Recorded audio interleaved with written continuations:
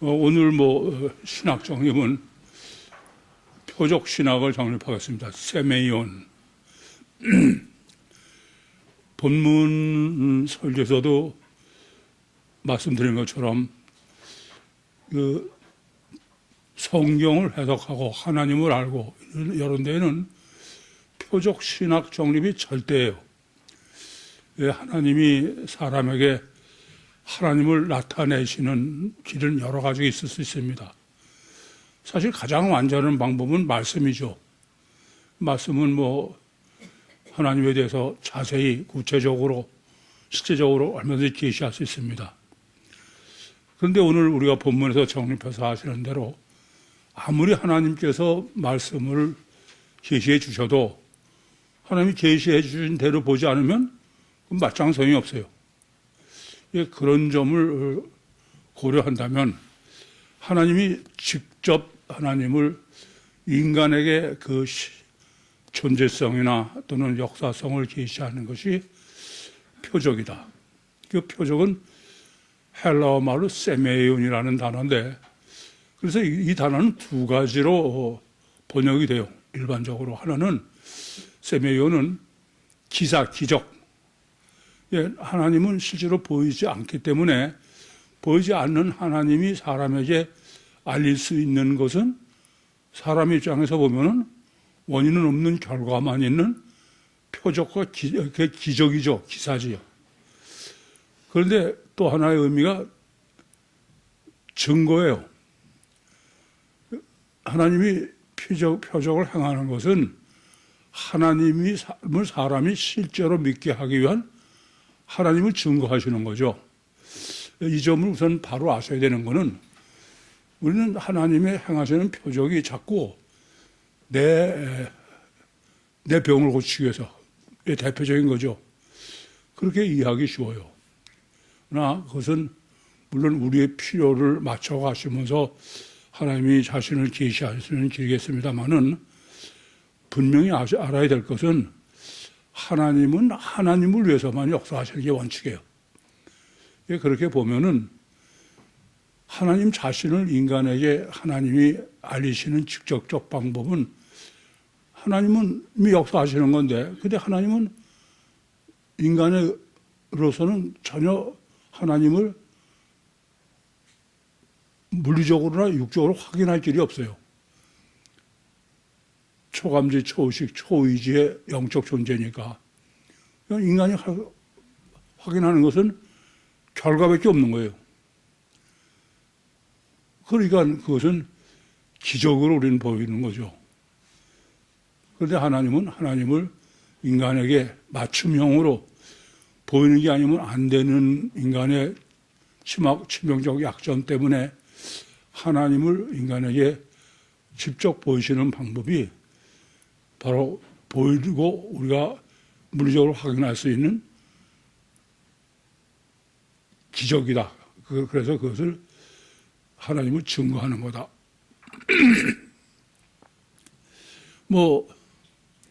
출애굽기에 가장 잘 이 점을 계시하는데, 하나님은 애굽에서 여러 가지 재앙을 내리셔요. 그러시면서 항상 어떤 말씀을 하시냐면 이를 인해서 네가 나를 여호와인지 알리라.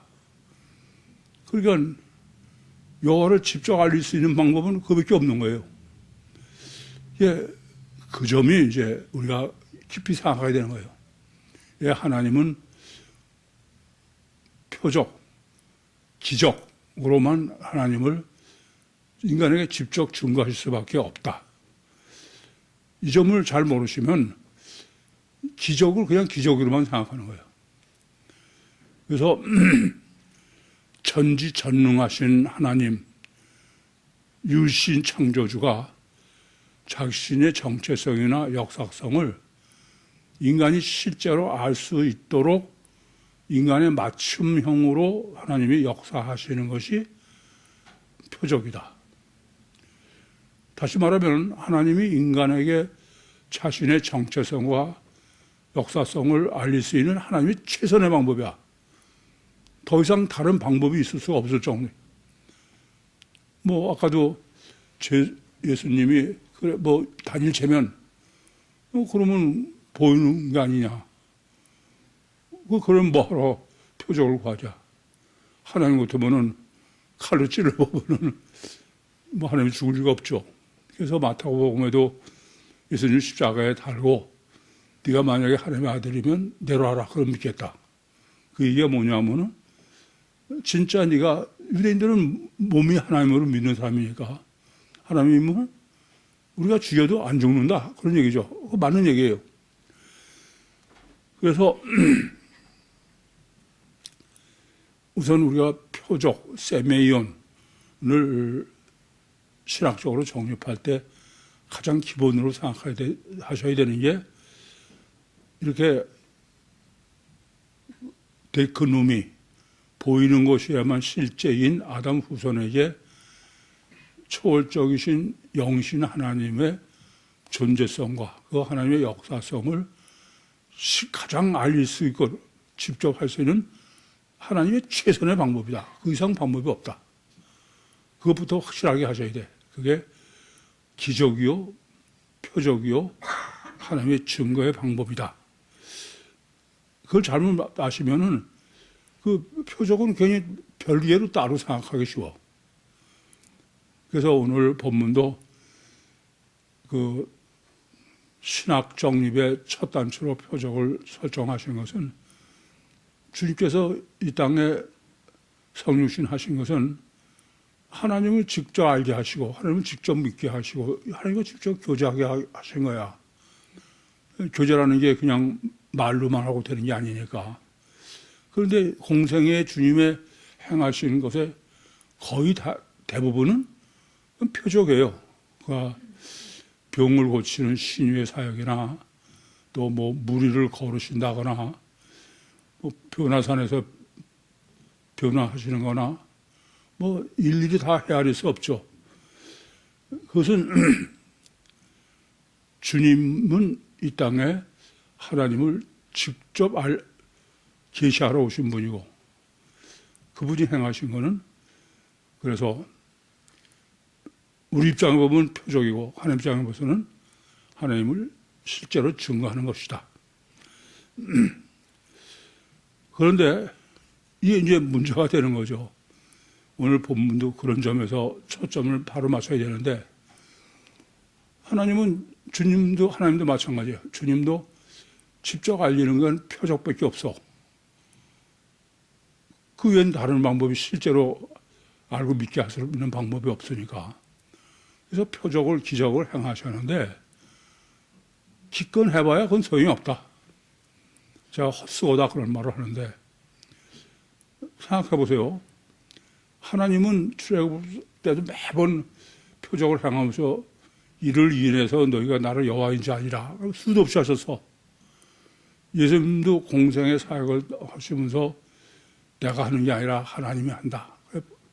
또 내가 단일체가 아니라 이중체라 하나님이 하시는 거다. 그걸 거듭 강조했어요. 그러나 그거는 맞장성이 없어. 금송아지가 대표적인 거야. 표적을 행하신 당장은 인간으로서는 보이는 게 아니면 안 되니까 보고서는 하나님인 줄 믿는 걸로 알았는데 결국은 금송아지를 만든다는 얘기는 하나님 안 보이는 하나님을 알리려고 했더니 기껏 사람은 보이는 게 아니면 안 되는 우상이 실제인 거야. 이거는 우리는 잘못된 것 중에 하나가 이스라엘의 금송아지 만든 것을 자꾸 비난만 해. 근데 우리 사실은 성경은 너다 이거, 나다 이겁니다. 나도 그러면서 그게 뭐 잘못된 것만 생각하는 거야. 똑같은 거로 유대인이 율법주의라고 그러면서 비난을 많이 하죠. 뭐 기독교 목사들이 대표적인 예들이에요. 그러면서 자기들은 율법적으로 하는 거야. 이게 참 심각한 문제인 거야. 예수님도 마찬가지죠. 직접 알리시려고 오셔서 알리셨으면은 3년 동안에 뭐 요한복음의 계시대로 일일이 다 기록하면은 세상도 감당할 수 없을 만큼 이 땅에서 표적을 많이 행하셨어요. 그런데 결국 예수님 십자가에 못 박지 않습니까? 맞짱 소용이 없는 거야. 근데 그 근본이 왜 그러냐? 그 점을 우리가 정립해야 되는 거예요. 그래서 하나님을 분별하고 하나님을 분별하는 정도가 아니고 판단하고 기노스코 완전하게 알아야 결혼을 하는 그 결혼 목적 때문에 하나님을 십자가 알리러 오신 거고, 그런데 인간은 실제로는 직접은 하나님을 분별하는 게 불가능하다. 조금 전에 금송아지를 말씀드린 것처럼 그것은 바로 무슨 얘기냐? 다른 방법이 없어요. 그것마저도 내가 실제로 하려면은 성령의 역사 없이는 할 수 없는 게 인간이야. 그래서 하나님에 관한 한은 성령의 역사 없이 할 수 있는 건 아무것도 없다. 제가 세미나 하면서도 뭐 성부 하나님을 아는 것도 성령의 역사로만, 성자 하나님을 아는 것도 성령의 역사로만, 성경도 성령의 역사로만, 천국하는 것도 성령의 역사로만. 오직 성령의 역사 없이는 될 수 없는 거예요. 그렇게 하기 위해서 바로 문제가 되는 것은 그 성령의 역사로의 근본은 하나님과 우리가 결혼하려는 거죠. 목적이 결혼하려고 그러는 거기 때문에 성령의 역사의 실제는 그냥 성령 역사하고 구경하시는 게 아니야. 엘로힘으로 계신 하나님이 이 땅에 여호와로 오셨다가 우리 안에 임마누엘은 결혼이에요. 결혼이 전제이기 때문에 성령 역사의 조건은 뭐예요? 인격적인 관계를 이되는 거야. 그냥 뭐 하나님의 목적이 우리가 결혼하는 게 아니면은 그럼 뭐 꼭 인격적인 거를 그럴 거 없어. 엘로힘 역사로도 그냥 끝낼 수 있어. 근데 엘로힘 역사로 아무리 그랬다 하더라도 그것은 내 인격으로 하나님과 결혼하는 건 별개예요. 하나님이 특별한 이유 때문에 엘로힘 쪽으로 설정도 하시고 역사하셔요. 오늘도 하나님께서는 그 이중체를 인간이 아는 게 불가능하다는 걸 아예 설정하신 거다. 그렇게 계시를 하는 거는 그건 인간이 어떤 면에서 할 수 없는 것에 총력을 기울여 그럴까봐 그러는 거야. 그 근본은 하나님과 인격적으로 결혼을 하려고 그러는 게 하나님의 의도시다.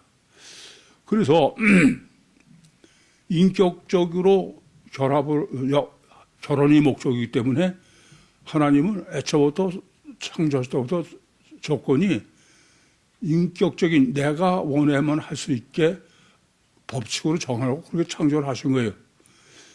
그래서 항상 잊지 마셔야 될 것은 우리는 성령의 역사다 그러면 성령의 역사가 그냥 엘로힘 쪽으로만 생각하는 거예요. 그 성령의 역사는 언제든지 인격적 관계예요. 내가 먼저 하길 원해야 하나님 하시는 그 영성세미나에서 정립한 게 그거 아닙니까?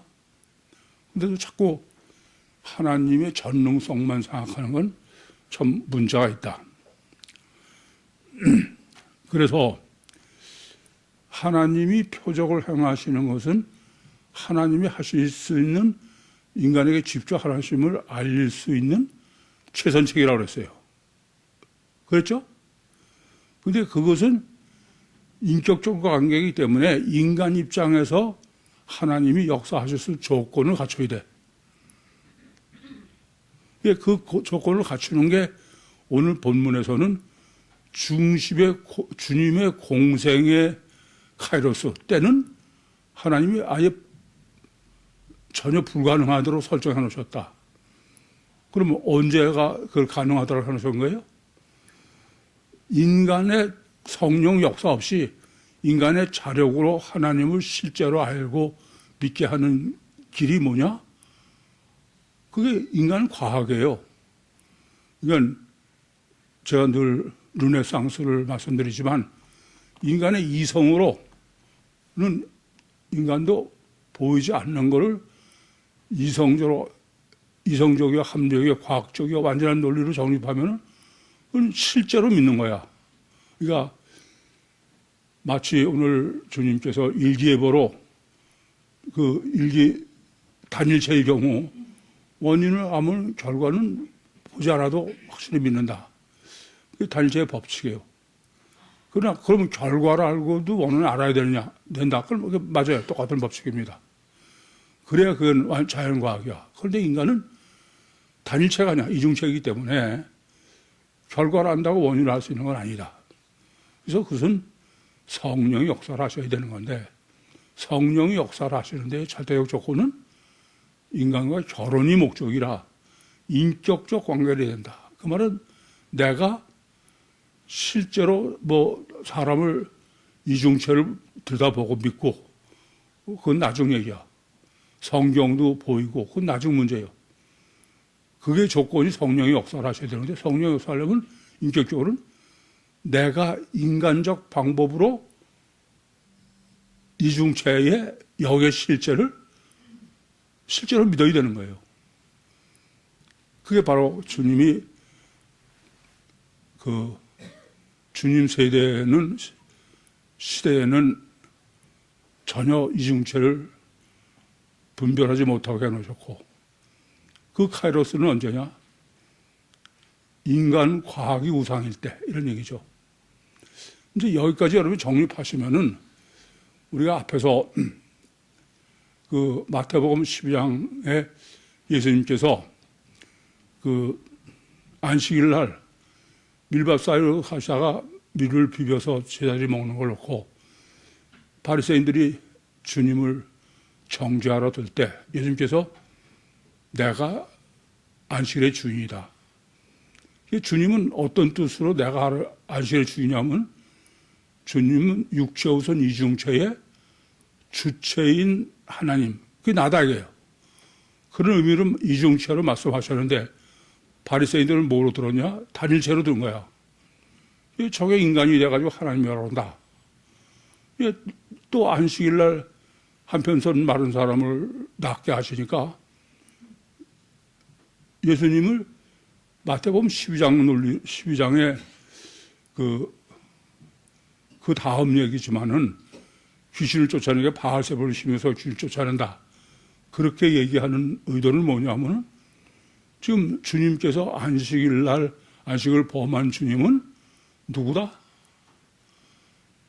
하나님은 단일체고 단일체가 아니면 무슨 역사? 마귀다, 마귀. 이해되시죠? 무슨 말씀이지? 그래서 주의로 드는 거야. 그래서 주님이 그 많은 사람들의 병을 고쳐주시고서 보내면서 아무에게도 전하지 마라. 그리고 주 예수께 대하는 이 말은 주님의 이중체를 증거하는 것은 주님이 하시는 이중체는 뭐를 뵙지 못해요? 표적밖에 못해. 근데 아무리 표적해가도 그거 가지고 주님을 이중체로는 믿을 수가 없는 게 인간이에요. 그래서 인간이 이중체 신학을 정립해야 돼. 그러면 주님이 직접 할 수 있어요? 그건 할 수 없어. 이게 오늘 본문의 결론이 저희를 남겨두고 떠나신다. 이중체를 정립하지 못하는 거예요. 그럼 누가 해야 되느냐? 그건 아담 후손이 이성적이고 합리적이고 과학적으로 지금 과학 시대는 어떤 거냐면 논리적으로 완전히 정립된 과학은 보이는지 않는 거를 실제로 인간이 믿고 여겨요. 그게 대표적인 게 만유인력이죠. 만유인력은 보이는 낙하에 가지고 보이지 않는 원인을 증거 아닙니까? 그게 제가 뭐 자주 쓰는 거지만, 아니, 인력이 정립됐다고 해서 만유인력의 원인이 보여요, 안 보여요? 안 보이는 거야, 그거는. 그게 단일체 같으면 그게 가능한 거예요. 그러나 그게 법칙이다, 이거예요. 인간은 하나님의 이성이 절대이도록 창조해 놓으셨기 때문에 이성적이요, 합리적이요, 논리가 맞게, 앞뒤 논리가 완전히 맞게 그렇게 정립하면 안 보이는 것을 실제로 믿을 수 있는 게 인간이야. 어떤 면에서는 실제보다 더 믿는 수 있는 게 민간이에요. 그게 과학시 우상이다. 그렇게 제가 표현하고 있는 겁니다. 그걸 주님은 일기예보로 오늘 본문에서 계시하신 것이죠. 그래서 마태복음 12장 18절은 이제 주님께서 자기 이중체를 먼저 원죄를 범한 아담 후손이 논리적으로 정립해야 돼. 그게 12장 18절에 내가 택한 종, 내가 마음에 기뻐하고 내가 사랑하는 자를 내가 그에게 성령을 줄 터이니 그가 심판을 이방에 알리겠다. 심판 크리노는 오늘의 그 일기예보나 이런 거 전부 다 크리노의 문제예요. 분별이죠. 심판이 심판의 의미냐? 근데 크리노로 쓰는 거는 심판은 그냥 너 3일절 범해서 뭐 범했냐? 그게 논리가 없이 우리가 보니까 범했어. 그러고 이단으로 정죄하는 건 심판이 아니에요. 그건 자기 마음이지. 심판이라는 말은 객관적이요, 합리적이요, 논리적으로. 그래서 상대방이 긍정할 수밖에 없는 그것을 이방에 알리겠다. 이방이 어떠냐면 이방은 단체 가치가냐, 이중체 가치가냐. 단일체 가치가냐. 아담 후손. 그들에게 과학적 방법으로 그 이중체의 가치관을 세워주는 것은 주님이 하실 일이 아니다, 겁니다. 그게 오늘 본문에서 주님께서 표적을 다 하시고선 맨 마지막에 저희를 떠나가실 때 남겨놓고 가신 거다. 감추인 거다. 그래서 이사야서 40장 1절도 그 내가 택한 사람이야 보라. 그래서 그가 할 일은 바로 그 이중체 신학을 정립하는. 근데 그 신학을 정립하려면 어떻게 해야 되느냐? 그게 이사야서 41장 1절이요. 마태복음 12장 19절에서 20절이죠. 그거는 뭐 상대방을 설득하거나 뭐 협박하거나 그래서가 아니야. 논리가 상대방에게 먹힐 때까지, 그때까지 설득도 안 하고 광고도 안 하고 완전 논리가 돼야 된다는 얘기죠. 그래서 그거에 안 맞았다고 해서 상한 갈대를 꺾지도 않고 허져가는 심리도 끄지 않아야 된다.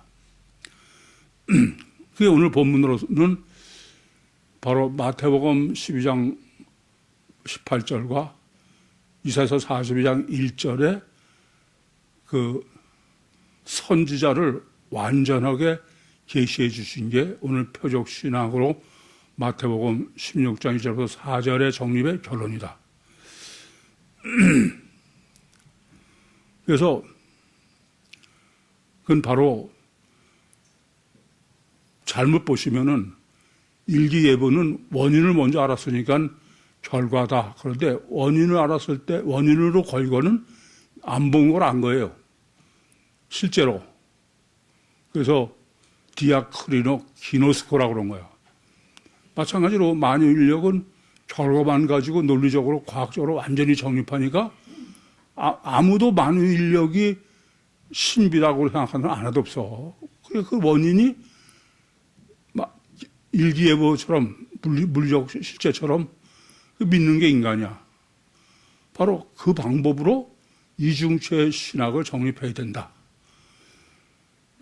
그게 그 바로 원죄의 세대에서의 그 자연과학의 법칙으로 정립하는 것이 우리가 주님이 인격적인 관계로 성령이 역사하실 수 조건이다. 그래서 이중체의 그 신학 정립의 때는 언제냐? 그거는 필연적으로 종말일 때밖에 없어요.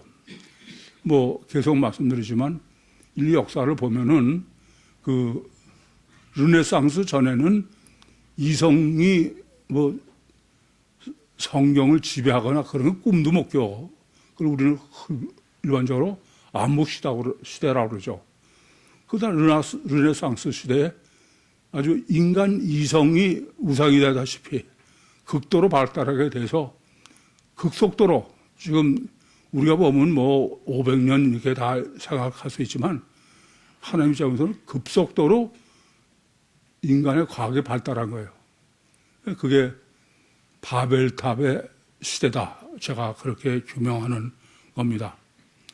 현대는 그럼 어떠냐? 사람들이 진짜 하나님보다 과학을 더 믿는다. 과학 우상 시대죠.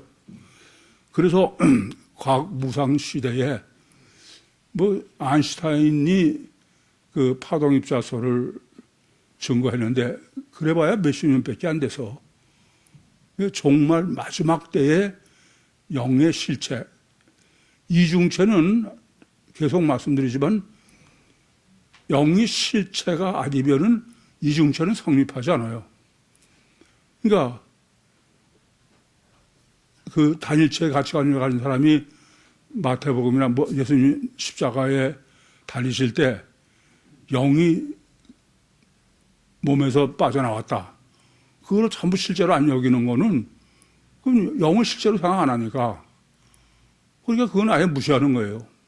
근데 지금 와서 우리가 영을 실제로 여기까지 정립하고 실제로 적용을 해가지고 뭐 태교에서부터 놀이학에서부터 다 하면서 다 확실하게 이제 실제로도 깜짝 놀라지만은 저 자신이 88년도에 하나님께서 제게 영은 실체다. 깜짝 놀랐어요. 아니 영이 실체라니. 그때부터 저는 영이 실체의 노예가 돼가지고 영의 실체를 정립해 온 거예요. 결국 이중체, 사람이 이중체냐 아니냐는 문제는 성령이 감화 감동을 하냐 아니면 물리적으로 영이 내 안에 돌아 있는 거냐 그 차이죠. 내 영이든 하나님의 영이든 간에. 그래서 그것은 과학 시대에 파동 입자설, 여러분은 어떤지 몰라. 저는 파동 입자설이 그 만유 인력만큼이나 저는 확실해요. 그게 뭐 진감인가 하고 그런 거 같지. 그렇잖아. 그런데 아직도 여러분이 이중체 가치관이 안 되는 거는 아주 진감인가 해서 그렇게 확실하지 않아서 그래. 그게 관념과 실제의 차이가 그렇게 무서운 거예요. 그래서 핵심은 영이 이줄체지 초감지, 초의식, 초의지라고 그래서 그것은 관념이지 실제가 아니다. 그래서 하나님도 이중체를 증거 우리가 하는 이유가 뭐예요? 실제로 가장 중요해. 예수님은 몸과 하나님이 이중체라는 건 쉽지만 하나님은 다 영으로만 아는 하나님을 이중체로 증거하는 게 그게 과학의 힘이다. 저는 그렇게 여겨지는 거예요. 설교에서도 말씀드린 대로 창조과학계 사람들은 어떤 면에서 자타가 공헌하는 과학자들이야. 그런데도 그들은 여전히 단일체 가치관을 갖고 있기 때문에 오늘 본문에서 정립한 대로 이중체 가치관으로 갖지 않는 한은 아무리 객관적으로 보이게 다 증거해도 성이 안 보이는 거예요. 글자로 된 거는 그게 무슨 이중체를 된 사람한테 따로 써서 보이는 게 아니잖아요. 오죽하면 주님께서 그 부활절에 예수를 부활로 하는 사람은 뭐나 마찬가지냐. 요나의 표적 중에서 요나가 물속에 사흘 동안 있었다는 거는 안 보이는 사람이에요. 성경을 봐도 안 보이는 사람이다 그런 의미예요. 그래서 먼저 가치관이 이중체로 바뀌지 않은 한은 안 보여요. 왜? 성경은 이중체 가치관으로 가진 사람이 볼 수 있도록 써 있어. 근데 그 단일체 가치관으로 보면 보이지 않는다 그런 얘기입니다. 이 점을 깊이 아셔야 돼. 그래서 뭐 지금 젊은이들이 그 하나님은 이중체다 때문에 많은 활동을 하고 있는 걸 알고 있는데 그것이 얼마나 중요한지를 알아야 돼. 그렇게 모르고 하면은 여러분들이 하는 방법이 옳지 않을 수도 있어. 그러니까 그것부터 자기를 확인부터 하세요. 이건 대단히 중요한 문제입니다. 본문 보겠습니다. 바리새인과 사두개인들이 그를 시험하여 하늘에서 오는 표적을 보여주기를 청하니, 우선 뭐 설교에서 정리해 드린 것처럼 성경이 누구로 설정했느냐, 뭐 가사 예수님의 경우에는 주 예수냐, 예수 그리스도냐, 뭐 주냐, 또 뭐 여러 가지 호칭 신학이죠. 이것도 마찬가지예요. 바리새인과 사두개인이냐, 바리새인과 서기관이냐, 그런 거를 중요한 건 여러분이 하나님의 호칭을 먼저 알면은 그 후에 이 성경이 어떻게 뭘 계시하는 걸 미리 상당한 거를 짐작할 수 있어요. 방향을. 그걸 모르면은 그냥 그 성경이 계시하는 방향도 모르고 지멋대로 보는 거죠. 그래서 지금 바리새인과 사두개인으로 설정한 것은, 바리새인은 영도 있고 천사도 있고 부활도 있다는 사람이고, 사두개인은 영도 없고 천사도 없고 부활도 없단다. 그렇게 보면은 지금 유신 종교, 무신 종교, 지구상의 모든 종교, 그렇게 해석할 수 있는 거죠. 그래서 하늘에서 오는 표적이다. 그 말은 세미온 에크 우라노스예요. 하늘에서부터 온 증거를 보여달라, 그런 얘기죠. 세미온은 그 기적을 보여달라고 되지만은 그런 원인은 모르는 거지만 그로 당신이 메시아인 걸 그 증거를 보여달라, 그런 얘기죠. 그 보이라는 단어가 디크눔이라고 그랬어요. 이게 디크눔은 이렇게 육안으로 확실하게 보이는 이런 거예요. 그러니까 주님을 놓고선 그렇게 말하는 거는 단일체로 믿으면서, 우선 바리새인과 사두개인 자체가 그래. 단일체로도 믿고 이중체로도 믿고, 그걸 요약하면 단일체 이중본능으로 믿는다. 단일체 이중본능은 단일체라는 게 이중체라는 거예요. 사실은 단일체도 아니고 이중체도 아니야. 참 한심한 얘기죠. 자기들의 능력으로는 단일체밖에 아닌데, 단일체라고 그러자니 영적 본능으로 보면 단일체랄 수가 없어. 그게 단일체 이중 본능인 거야. 단일체 짓을 하면서도 영적 본능의 짓을 무시할 수 없는 거죠. 인간은 단일체가 아니고 이중체이기 때문이다. 주께서 대답하여 가라사대 너희가 저녁에 하늘이 붉으면 날이 좁겠다 하고, 주께서 이제 하나님이신 주님이죠, 속. 근데 여러분들이 지금 지면에는 가장 많은 지면을 할애한 게 일기예보예요. 그렇죠? 2절과 3절에. 그런데 여러분은 2절과 3절의 일기예보를 이렇게 원인은 알면은 보이지 않는 미래도 실제로 여긴다. 그게 물리적이요 유일체의 단일체 인간이라면 그런다. 그런 방향으로 볼 수 있었냐 이거예요. 주석도 보면은 이건 아무 상관없어. 그냥 일기예보처럼 그런 얘기를 한 거로. 지금 본문은 의도 자체가 주님을 이중체인데 잔일체라고 그러는 모순된 사람에게, 너희는 그러면 단일체면 어떠냐? 그런 문맥이 그렇죠? 제가 코끼리로 해야 된다. 그 말은 문맥이라는 걸 다 떠나서 그 놔두고 다리만 가지고 하는, 이건 전혀 되지 않는 얘기예요. 근데 주석법문은 도저히 저로서는 이거 뭐 유치원단 내가 해석하나 그럴 정도야. 근데 여러분이 이것이 지금 단일체의 경우, 물리적 현상의 경우, 자연 과학의 경우는 그런데 왜 사람은 안 되냐? 거기까지는 이제는 생각할 수 있어야 돼. 제가 여러분하고 이게 뭐 설교하고 개인적으로 이제 다른 얘기하면서 제가 많이 놀라는 거는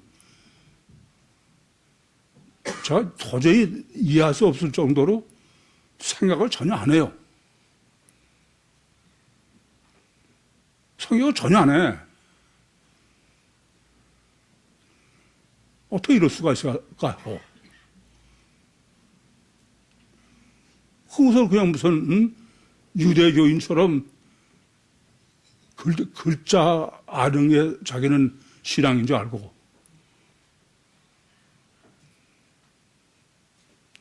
이게 부끄럽지 않습니까? 성경은 이성 없는 짐승이라는데.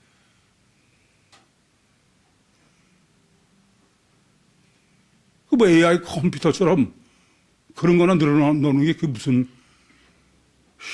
참 안타까워. 그래서 주님은 지금 하늘이 붉는데 내일의 날씨를 안다.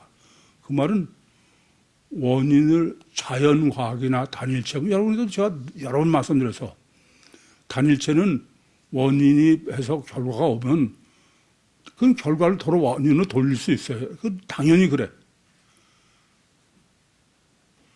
그게 단일체야.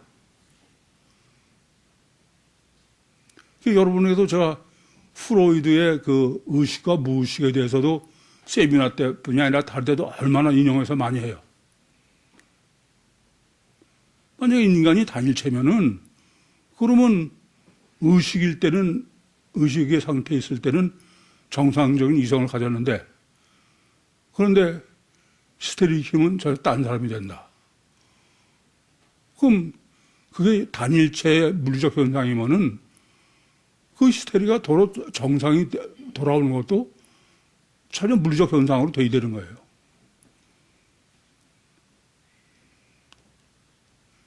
지킬과 하이드라는 얘기는 그건 될 수가 없는 문제인 거야. 이 세상에 이래 사람들은 경험적으로나 모든 거로는 이중체라는 걸 이중체예요. 근데 그 이중체로 정립을 뭐 안 했다 뿐이야. 그렇게 해야 되는데 이중체를 무시하고 단일체를 고집하는데 심각한 문제가 있는 것이죠. 아침에 하늘이 붉고 흐리면 오늘은 날이 굳겠다 하나니, 이건 아침에 보고선 미래를 안다. 그럼 물리적 현상 같으면 표적으로 행하신 걸 보고 원인을 알아야 돼. 근데 그게 모르는 게 문제 아닙니까? 왜 그러냐? 단체가 아니기 때문에 그래. 단체 같으면 맨 처음부터 주님한테 하늘에서 오는 표적을 보여달라는 소리 안 해. 그러니까 하늘에서 오는 표적은 안 보이고, 근데 그거를 보이도록 해달라는 거야, 보이게. 그럼 보이게 해주면은 하늘에서 오는 표적을 아느냐? 그것도 몰라, 아무래도. 금성아지 사건에서 아시는 것처럼. 그래서 주님이 하시는 말씀이야. 너희가 천기는 분별할 줄 알면서, 이 천기라는 게 일기예보 얘기야. 하늘의 문제는 너희들이 분별하는 자가요. 이 분별하지 안다는 게 헬라어 원문은 디아크리노 기노스코입니다. 이성으로 다 판단해가지고 아는 완전한 지식이야. 그러니까 인간에게서 가장 완전한 지식은 인과율의 법칙의 논리에 합당해야 돼. 그러면 인간은 하나님보다 과학을 더 믿는 거야. 근데 여러분은 신앙의 이름으로 신앙의 법칙도 맞지 않는 거로 이런 인간의 법칙으로 해야 되는 성경의 요구를 다 무시하는 거야. 그리고 그냥 믿습니다. 믿기 바랍니다. 이게 마치 성경인 줄 알고. 그래서 제가 뭐라고 그래요? 하나님은 완전한 과학이다. 생각해봐라 그래요. 하나님은 전지전능해서 창조하시기 전에 결과를 미리 아셔. 그럼 그런 하나님이 완전한 인과율의 법칙에 틀리는 그건 하실 수가 없어요. 그래서 자주 제가 쓰는 게 하나님이 전지전능하시고 절대선 절도이고 알파요 오메가이고 최선을만 하지 차선을 할 수 없는 지정의를 갖추신 인격 최고 이중체다. 참 안타까워. 그래서 하나님을 믿는 거는 지금까지 뭐가 잘못이냐, 피복음 때문에 우리 신념이 믿음으로 되어 있는 거야. 신념이. 믿으시기 바랍니다. 그래서 제가 믿음의 신학을 정립해 드릴 때도 객관적 믿음이 있다. 두 번째는 관계성의 믿음이다. 세 번째는 결혼의 믿음이다.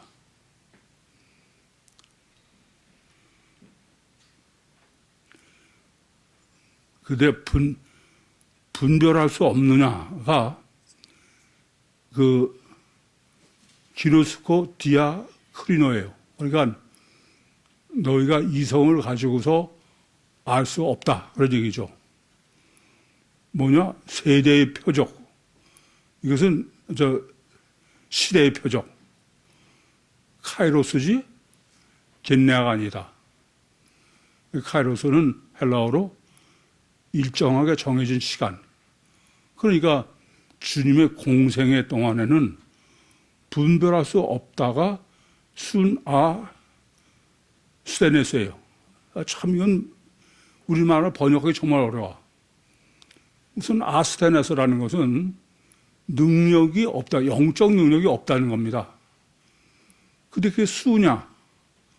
그러니까 이 세대는 영적 능력이 없는 것을 늘 갖고 있다. 그래서 제가 그거를 도대체 여러분이 이야기해서 말을 해봐야 그냥 말장난이 되고, 그래서 실제는 뭐냐면 이 시대는 하나님이 이중체를 인간이 이성적으로 합리적으로 그렇게 정립해서 알 수 있지, 이게 불가능하도록 설정해 놓았어요. 설정. 왜 설정해 놓았어요? 성경은 창세부터 종말까지 이중체는 감추셨기 때문에. 악하고 음란 세대가 표적을 구하나 요나의 표적밖에는 보여줄 표적이 없나니 하시고 저희를 떠나가시다. 악하다. 이게 포넬로스고 더 설명 안 드려도 될 거예요. 또 음란이라는 게 모이코스. 그건 바로 영적 범죄를 범한 원죄죠. 원죄의 세대. 그건 창초부터 종말까지다. 그리고 이게